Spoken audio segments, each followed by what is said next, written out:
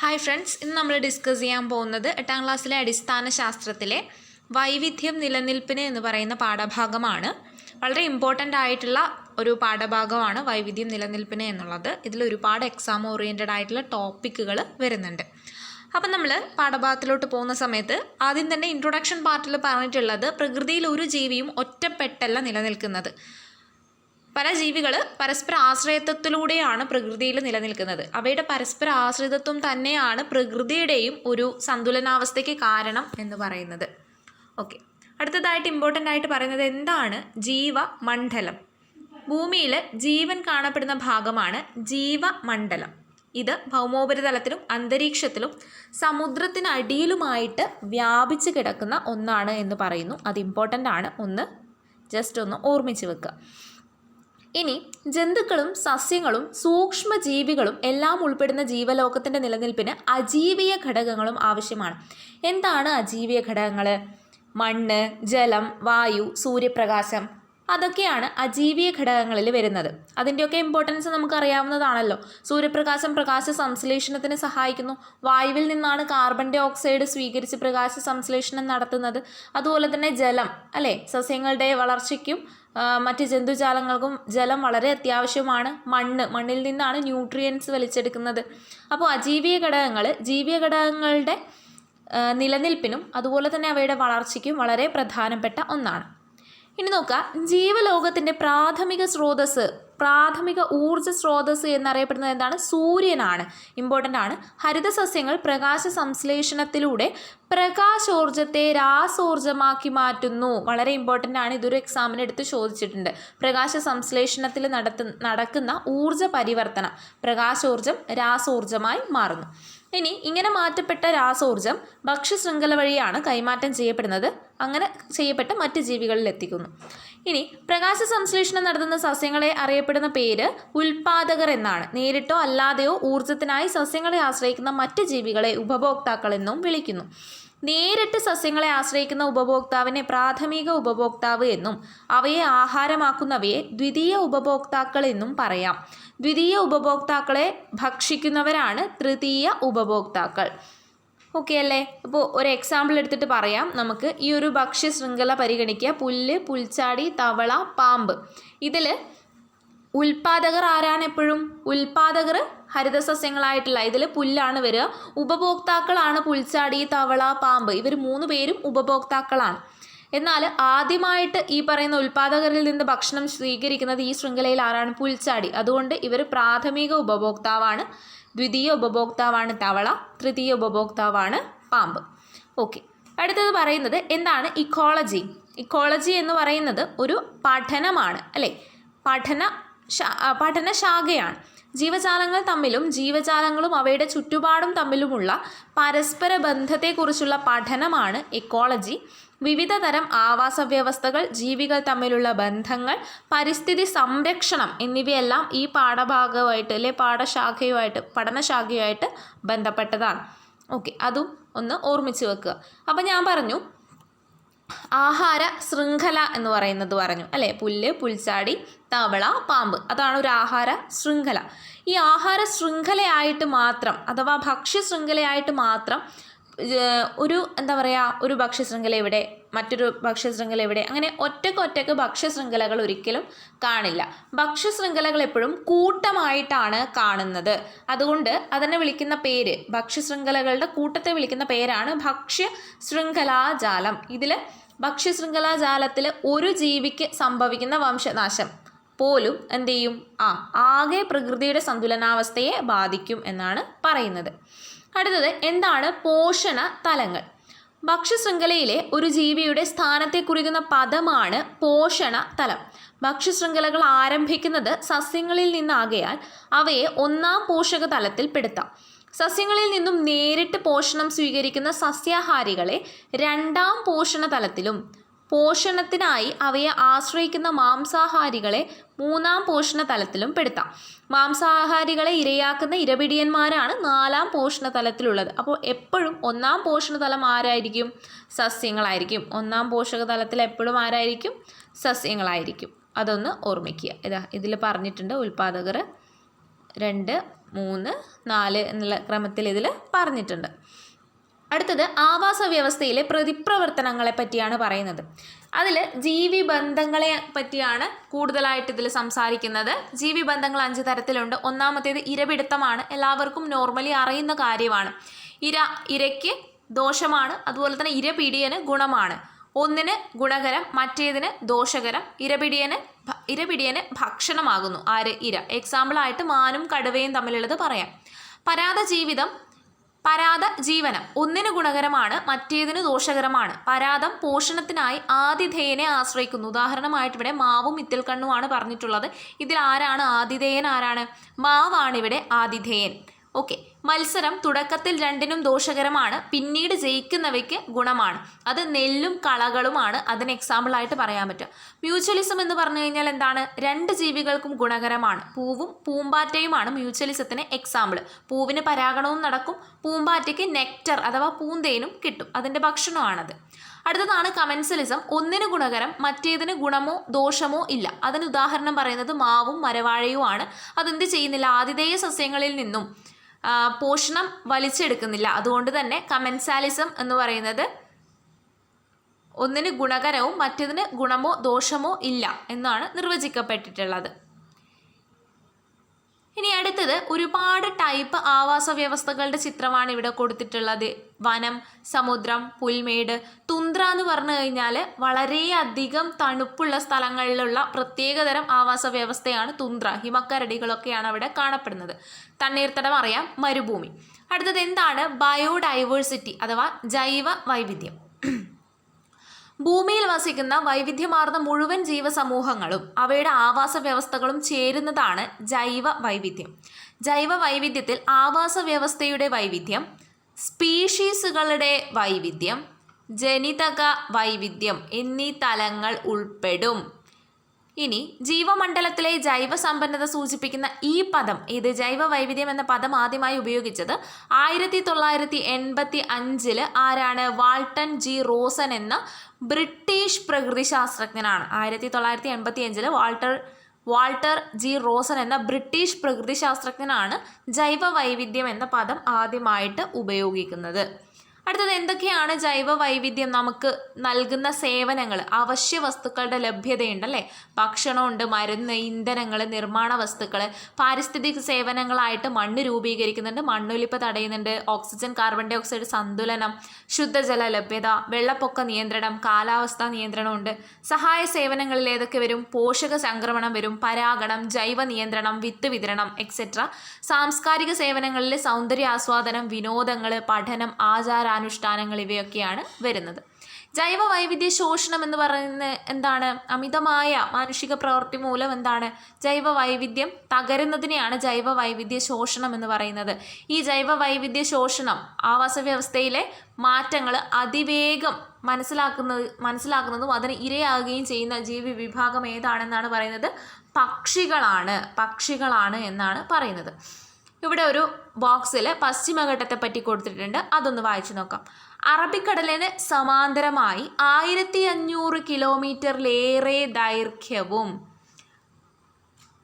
1.25 ലക്ഷത്തിലധികം ചതുരശ്ര കിലോമീറ്റർ വിസ്തൃതിയുമുള്ള ജൈവ വൈവിധ്യ സമ്പന്നമായ പ്രദേശമാണ് ഇത് വെസ്റ്റേൺ ഘട്ട് അഥവാ പശ്ചിമഘട്ടം. സഹ്യപർവ്വതം, സഹ്യാദ്രി തുടങ്ങിയ പേരുകളുള്ള ഇവിടം വനങ്ങൾ, പുൽമേടുകൾ, കാവുകൾ, ചതുപ്പുനിലങ്ങൾ, നദികൾ, കുളങ്ങൾ മുതലായ ആവാസ വ്യവസ്ഥകളാൽ സമൃദ്ധമാണ്. ലോകത്ത് തന്നെ അപൂർവമായ ജീവികൾ ഇവിടെ കാണപ്പെടുന്നു. മനുഷ്യൻ്റെ വിവേകപൂർവമല്ലാത്ത ഇടപെടലുകൾ ഈ ഭൂവിഭാഗത്തെ ക്ഷയിപ്പിച്ചുകൊണ്ടിരിക്കുന്നു. കൃഷി, നദികളുടെ ഒഴുക്കിനെ തടസ്സപ്പെടുത്തി നിർമ്മിച്ച അണകൾ, വനസമ്പത്തിൻ്റെ ചൂഷണം, ടൂറിസം, വേട്ട തുടങ്ങിയവ പശ്ചിമഘട്ടത്തിലെ ജൈവ വൈവിധ്യ ശോഷണത്തിന് ആക്കം കൂട്ടിയിട്ടുണ്ട് എന്നാണ് പറയുന്നത്. അടുത്തത് ഇത്തരത്തിൽ വംശനാശം സംഭവിച്ചു പോയ ചില ജീവിവർഗങ്ങളെ പരിചയപ്പെടുത്തുകയാണ്. അതിലൊന്നാണ് ഡോഡോ പക്ഷി. ഡോഡോ പക്ഷി എവിടെയാണ്? മൗറീഷ്യസ് ദ്വീപിലാണ്. ഡോഡോ പക്ഷി എവിടെയാണ്? മൗറീഷ്യസ് ദ്വീപിലുള്ളതാണ് ഡോഡോ പക്ഷി. മൗറീഷ്യസ് ദ്വീപിൽ സാധാരണമായിരുന്ന ഡോഡോ പക്ഷി എന്ന പറക്കാൻ കഴിവില്ലാത്ത ഇനം പക്ഷി. ലക്ഷക്കണക്കിന് എണ്ണം ഉൾക്കൊള്ളുന്ന കൂട്ടങ്ങളായിട്ട് പറന്നു പോകുന്ന അമേരിക്കയിലെ സഞ്ചാരിപ്രാവ്, ഇതാണ് സഞ്ചാരിപ്രാവ്. പിന്നെ ആഫ്രിക്കയുടെ തെക്കൻ ഭാഗങ്ങളിൽ കാണപ്പെടുന്ന കാട്ട് സീബ്ര വിഭാഗത്തിൽ പെടുന്ന ക്വാഗ ഇവയൊക്കെ ഓൾറെഡി വംശനാശം സംഭവിച്ച ജീവികളാണ്. അതിനിപ്പുറത്ത് എല്ലാ എക്സാമിനും ഇപ്പോൾ നടന്നുകൊണ്ടിരിക്കുന്ന പല എക്സാമിനും സ്ഥിര സാന്നിധ്യമായിരുന്ന ഒരു ക്വസ്റ്റ്യൻ ആയിരുന്നു ഏത്? റേച്ചൽ കാഴ്സന്റെ നിശബ്ദ വസന്തം. ഇതുമായിട്ട് ബന്ധപ്പെട്ടത് DDT പോലുള്ള കീടനാശിനികൾ സൃഷ്ടിക്കുന്ന പാരിസ്ഥിതിക ആരോഗ്യ പ്രശ്നങ്ങൾ പ്രതിപാദിച്ച് റേച്ചൽ കഴ്സൺ എന്ന അമേരിക്കൻ ഗവേഷക 1962 പ്രസിദ്ധീകരിച്ച നിശബ്ദ വസന്തം സൈലന്റ് സ്പ്രിംഗ് എന്ന പുസ്തകം ലോകശ്രദ്ധ നേടുകയുണ്ടായി. ഇൻസെക്റ്റ് ബോംബ് എന്ന ഓമന പേരുള്ളത് ഏതിനാണ്? DDTക്കാണ്. ഇൻസെക്റ്റ് ബോംബ് എന്ന ഓമന പേരിൽ പെട്രോളിയം ഉൽപ്പന്നങ്ങളുമായി കലർത്തി DDT കൃഷിയിടങ്ങളിൽ വ്യാപകമായി സ്പ്രേ ചെയ്തതിലൂടെ ചെറുജന്തുക്കളോടൊപ്പം പക്ഷികളും കൂട്ടത്തോടെ ചത്തൊടുങ്ങുന്ന കാര്യം കഴ്സൺ നിശബ്ദ വസന്തത്തിൽ ചൂണ്ടിക്കാട്ടി. മിക്ക കീടനാശിനികളും ക്യാൻസറിന് വഴിവെക്കുമെന്ന് പഠന റിപ്പോർട്ടുകളുടെ പിൻബലത്തിന് അവർ സമർത്ഥിച്ചു. അതുകൊണ്ട് തന്നെ 1972 അമേരിക്ക എന്ത് ചെയ്തിട്ടുണ്ട്? DDT നിരോധിക്കാൻ ഉത്തരവ് പുറപ്പെടുവിച്ചു. അതിന് കാരണമായത് ഇദ്ദേഹത്തിൻ്റെ സൈലന്റ് സ്പ്രിംഗ് എന്ന് പറയുന്ന പുസ്തകമാണ്. ഇമ്പോർട്ടൻ്റ് ആണ്, മറക്കരുത്. അടുത്തത് ഈ വംശനാശ ഭീഷണി നേരിടുന്നവരാണ് ഇനി അടുത്ത് പഠിക്കാൻ പോകുന്നത്. നമ്മളിപ്പോൾ പഠിച്ചത് വംശനാശം സംഭവിച്ച ജീവികളാണ്. വംശനാശ ഭീഷണി നേരിടുന്നത് ഏതൊക്കെയാണ്? ഒന്ന് അശോക മരമാണ്, മരമഞ്ഞൾ, മലബാർ വെരുക്, വരയാട്, സിംഹവാലൻ കുരങ്ങ്, മലമുഴക്കി വേഴാമ്പൽ. ഇനി എന്താണ് റെഡ് ഡാറ്റ ബുക്ക്? വിവിധ രാജ്യങ്ങളിലായി പ്രവർത്തിച്ചു വരുന്ന പരിസ്ഥിതി സംരക്ഷണ സംഘടനയാണ് IUCN, International Union for Conservation of Nature. Full form പഠിക്കണം, International Union for Conservation of Nature. വംശനാശ ഭീഷണി നേരിടുന്ന സസ്യങ്ങളുടെയും ജന്തുക്കളുടെയും വിവരങ്ങൾ IUCNന്റെ ആഭിമുഖ്യത്തിൽ ഓരോ വർഷവും പട്ടികയാക്കപ്പെടുന്നു. ഇതാണ് റെഡ് ഡാറ്റ ബുക്ക്. ചില രാജ്യങ്ങൾ സ്വന്തം നിലയിൽ തന്നെ റെഡ് ഡാറ്റ ബുക്ക് തയ്യാറാക്കുന്നുണ്ട്. ജൈവ വൈവിധ്യ ശോഷണം എത്രത്തോളം ഉണ്ടെന്ന് മനസ്സിലാക്കി സംരക്ഷണ പ്രവർത്തനങ്ങൾ ആസൂത്രണം ചെയ്ത് നടപ്പിലാക്കുന്നതിന് റെഡ് ഡാറ്റ ബുക്കിലെ വിവരങ്ങൾ സഹായകമാണ്. അടുത്തതായിട്ട് നമുക്ക് പഠിക്കാൻ ഉള്ളത് ജീവികളെ അവയുടെ സ്വാഭാവിക ആവാസ വ്യവസ്ഥയിലും അതുപോലെ തന്നെ അവരുടെ സ്വാഭാവിക ആവാസ വ്യവസ്ഥയ്ക്ക് പുറത്തും സംരക്ഷിക്കുന്ന 2 രീതികൾ ഉണ്ട്. അതാണ് ഇൻസിറ്റീവ് കൺസർവേഷനും എക്സിറ്റീവ് കൺസർവേഷനും. ഇൻസിറ്റീവ് കൺസർവേഷൻ എന്താണ്? ജീവജാലങ്ങളെ അവയുടെ സ്വാഭാവിക ആവാസ വ്യവസ്ഥകളിൽ തന്നെ സംരക്ഷിക്കുന്നതാണ്. എക്സിറ്റീവ് എന്താണ്? സ്വാഭാവിക ആവാസ വ്യവസ്ഥയ്ക്ക് പുറത്ത് സംരക്ഷിക്കുന്നതാണ്. ആദ്യമായിട്ട് ഇൻസിറ്റീവ് കൺസർവേഷനിൽ വരുന്നത് നോക്കാം. വന്യജീവി സങ്കേതങ്ങളാണ്. ആവാസ വ്യവസ്ഥകളെ പരിരക്ഷിച്ചുകൊണ്ട് വന്യജീവികളുടെ വംശനാശം തടയാനായി സ്ഥാപിക്കപ്പെട്ടിട്ടുള്ള വനമേഖല. എക്സാമ്പിൾ പഠിക്കണം. പേപ്പാറ, പെരിയാർ വന്യജീവി സങ്കേതം, വയനാട് വന്യജീവി സങ്കേതം തുടങ്ങിയവയാണ് കേരളത്തിലെ വന്യജീവി സങ്കേതങ്ങൾ. അടുത്തതായിട്ട് പറയാനുള്ളത് നാഷണൽ പാർക്കാണ്. വന്യജീവി സംരക്ഷണത്തോടൊപ്പം ഒരു മേഖലയിലെ ചരിത്ര സ്മാരകങ്ങൾ, പ്രകൃതി വിഭവങ്ങൾ, ഭൗമ സവിശേഷതകൾ എന്നിവ കൂടി സംരക്ഷിക്കുന്നതിനായി രൂപപ്പെട്ടിട്ടുള്ളവയാണ് നാഷണൽ പാർക്കുകൾ. എക്സാമ്പിൾ ഏതൊക്കെയാണ്? ഇരവികുളം, സൈലന്റ് വാലി, ആനമുടി ചോല, മതികെട്ടാൻ ചോല, പാമ്പാടും ചോല. ഇതൊക്കെ കേരളത്തിലെ നിലവിലുള്ള നാഷണൽ പാർക്കുകളാണ്. അടുത്തതായിട്ട് കമ്മ്യൂണിറ്റി റിസർവ്സിനെ പറ്റിയിട്ടാണ് പറയുന്നത്.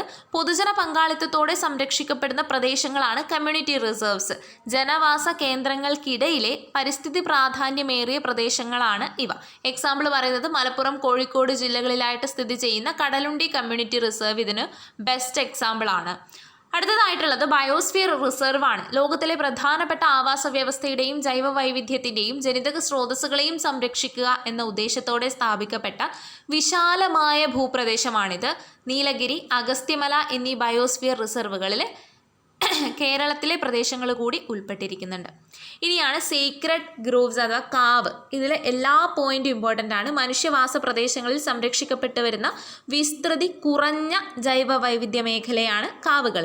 ജീവിത സാഹചര്യങ്ങളിൽ വന്ന മാറ്റങ്ങളുടെ ഭാഗമായി അമൂല്യ ജൈവസമ്പത്തായുള്ള കാവുകൾ പലതും നാമാവശേഷമായി. ഏതാനും കാവുകൾ മാത്രമേ ഇന്ന് അവശേഷിക്കുന്നുള്ളൂ. ഒരു പ്രദേശത്തെ ജലസംരക്ഷണത്തിൻ്റെ കാവുകളുടെ പങ്ക് നിസ്തുലമാണ്. ജലസംരക്ഷണത്തിൽ കാവുകളുടെ പങ്ക് വളരെ വലുതാണ്. അടുത്തത് ഇക്കോളജിക്കൽ ഹോട്ട്സ്പോട്ടാണ്. തദ്ദേശീയമായ ധാരാളം സ്പീഷീസുകൾ ഉൾക്കൊള്ളുന്നതും ആവാസ നാശ ഭീഷണി നേരിടുന്നതുമായ ജൈവവൈവിധ്യ മേഖലകളാണ് ഇവ. അതീവ പരിസ്ഥിതി പ്രാധാന്യമുള്ള ജൈവസമ്പദ് മേഖലയാണ് ഓരോ ഹോട്ട്സ്പോട്ടും. ലോകത്താകമാനം 34 ഹോട്ട്സ്പോട്ടുകളുണ്ട്. അതിൽ 3 എണ്ണം എവിടെയാണ്? കേരളത്തിലാണ്. ആ 3 കേരളത്തിലല്ല, ഇന്ത്യയിലാണ്. 3 എണ്ണം ഇന്ത്യയിലാണ്. പശ്ചിമഘട്ടം, വടക്ക് കിഴക്കൻ ഹിമാലയം, ഇന്തോ ബർമ മേഖല തുടങ്ങിയവയാണ് ആ 3 എണ്ണം. പശ്ചിമഘട്ടം, വടക്കുകിഴക്കൻ ഹിമാലയം, ഇന്തോ ബർമ മേഖല എന്നിവയാണ് ആ 3 അതൊന്ന് ഓർത്ത് വെക്കണം. ഇനി അടുത്തത് നമ്മൾ പോകുന്നത് എക്സിറ്റീവ് കൺസർവേഷനിലോട്ടാണ്. അതിൽ ആദ്യത്തെ ഏതാണ്? Zoological garden. വ്യത്യസ്ത ഇനങ്ങളിൽപ്പെട്ട ജന്തുക്കളെ പ്രത്യേകമായി പാർപ്പിച്ച് പരിപാലിക്കുകയും വംശവർദ്ധനവിനു വേണ്ട സാഹചര്യങ്ങൾ ഒരുക്കുകയും ചെയ്യുന്ന സംരക്ഷണ കേന്ദ്രങ്ങളാണ് സുവോളജിക്കൽ ഗാർഡനുകൾ. വനമേഖലയിൽ വംശനാശം സംഭവിച്ച ജീവികളുടെ സംരക്ഷണ കേന്ദ്രം കൂടിയാണ് ഇവിടം. കേരളത്തിൽ തിരുവനന്തപുരത്തുണ്ട്, തൃശ്ശൂരുണ്ട്, അതുപോലെ തന്നെ ഈ 2 സ്ഥലങ്ങളിൽ നമുക്ക് സുവോളജിക്കൽ ഗാർഡന് കാണാൻ വേണ്ടിയിട്ട് പറ്റും. അടുത്തത് ബൊട്ടാണിക്കൽ ഗാർഡനാണ്. വൈവിധ്യമാർന്ന സ്പീഷീസുകളിൽപ്പെട്ട അപൂർവവും പ്രധാനപ്പെട്ടതുമായ സസ്യങ്ങളെ സംരക്ഷിക്കുന്ന വിശാലമായ ഗവേഷണ കേന്ദ്രങ്ങളാണിവ. ഒട്ടുമിക്ക സസ്യങ്ങളെയും തിരിച്ചറിയാനും അവയെക്കുറിച്ച് കൂടുതൽ വിവരങ്ങൾ ലഭിക്കാനും ബൊട്ടാണിക്കൽ ഗാർഡൻ സന്ദർശിക്കുന്നതിലൂടെ നമുക്ക് കഴിയും. ഏതൊക്കെയാണ് പ്രധാനപ്പെട്ട ബൊട്ടാണിക്കൽ ഗാർഡൻ കേരളത്തിലെ? Thiruvananthapuram Palode Jawaharlal Nehru tropical botanical garden and research institute, Kozhikode ഒളവണ്ണയിലെ മലബാർ ബൊട്ടാണിക്കൽ ഗാർഡൻ എന്നിവ കേരളത്തിലെ ഉദാഹരണങ്ങളാണ്. മൂന്നാമത്തേതാണ് ജീൻ ബാങ്ക്. ഇതും ഒരു എക്സിറ്റീവ് കൺസർവേഷൻ ആണ്. വിത്തുകൾ, ബീജങ്ങൾ മുതലായവ ശേഖരിക്കാനും ദീർഘകാലത്തേക്ക് സംരക്ഷിക്കാനുമുള്ള സംവിധാനമുള്ള ഗവേഷണ കേന്ദ്രങ്ങളാണ് ഇവ. ആവശ്യമായ അവസരങ്ങളിൽ ഇവയുപയോഗിച്ച് ജീവികളെ പുനഃസൃഷ്ടിക്കാൻ കഴിയും. തിരുവനന്തപുരത്ത് Rajiv Gandhi centre for technology ഇതിനൊരു ഉദാഹരണമാണ്. തിരുവനന്തപുരത്ത് Rajiv Gandhi centre for technology ഇതിനൊരു ഉദാഹരണമാണ്. അടുത്തത് പരിസ്ഥിതി സംരക്ഷണ പ്രവർത്തനങ്ങൾ രൂപപ്പെടുത്താനും ഏകോപിപ്പിക്കാനുമായി സർക്കാർ തലത്തിലും അല്ലാതെയും നിരവധി സംഘടനകളുണ്ട്. ദേശീയ അന്തർദേശീയ തലത്തിൽ പ്രവർത്തിക്കുന്ന ചില സംഘടനയാണ്. ഒന്ന് IUCN, നമ്മൾ ഓൾറെഡി പറഞ്ഞിട്ടുണ്ടായിരുന്നു. മറ്റേത് WWF.